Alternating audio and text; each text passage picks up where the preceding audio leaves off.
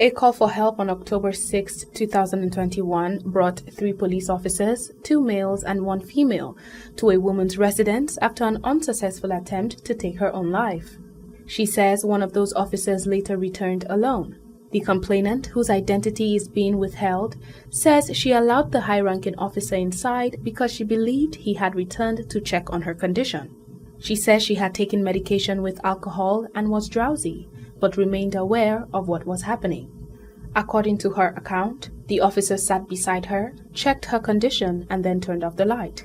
She alleges he began raping her. I'm believing this man came to assist me. All along, this man had other intentions.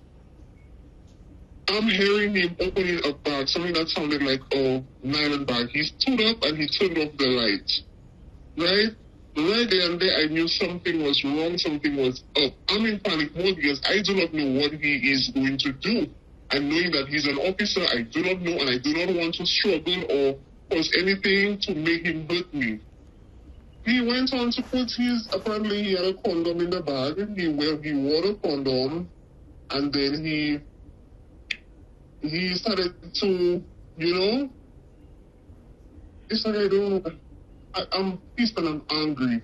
He inserted everything. He inserted his penis, started to have sex with me. I shoved him off. I told him stop. He continued.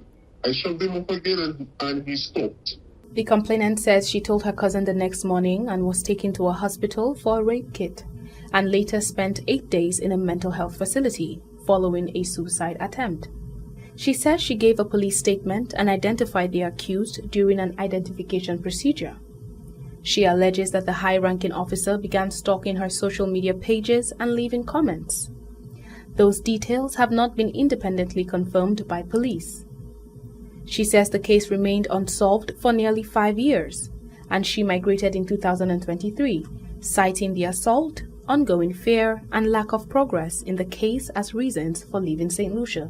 After the 8 days I was released, I posted a picture on WhatsApp, and that same officer, he commented on the picture saying, "Give me that girl," knowing what he had already done. Then he still went on to send Facebook requests for me. He was still stalking me on Instagram and everything. I never responded. I never accepted the friend request. I migrated in 2023.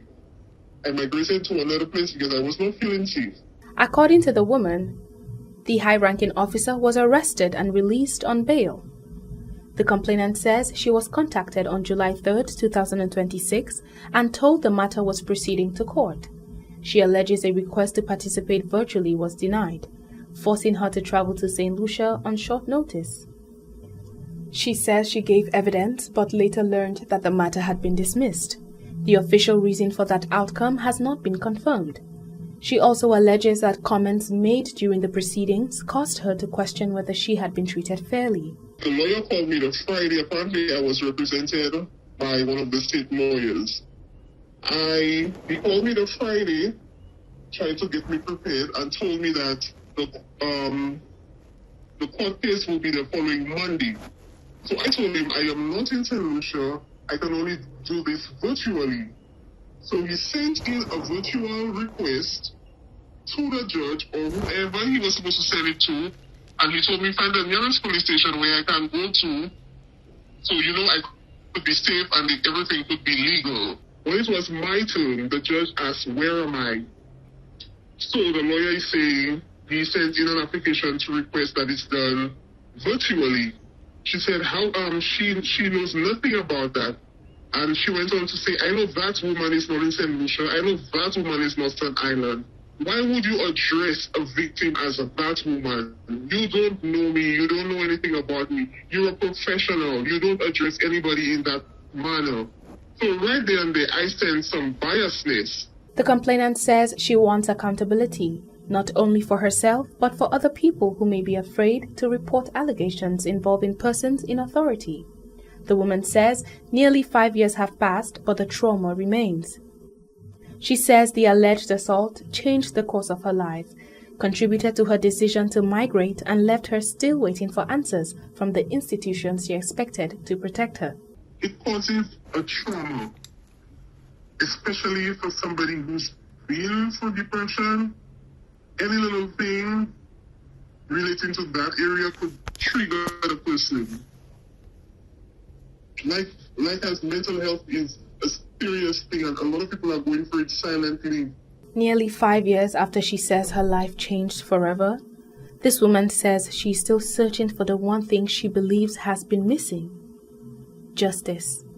She hopes that by sharing her story, other survivors will find the courage to speak, and that the institutions responsible for protecting the public will be held to the same standard of accountability they are sworn to uphold. I'm Christabel Obi reporting for Hot 7 TV News.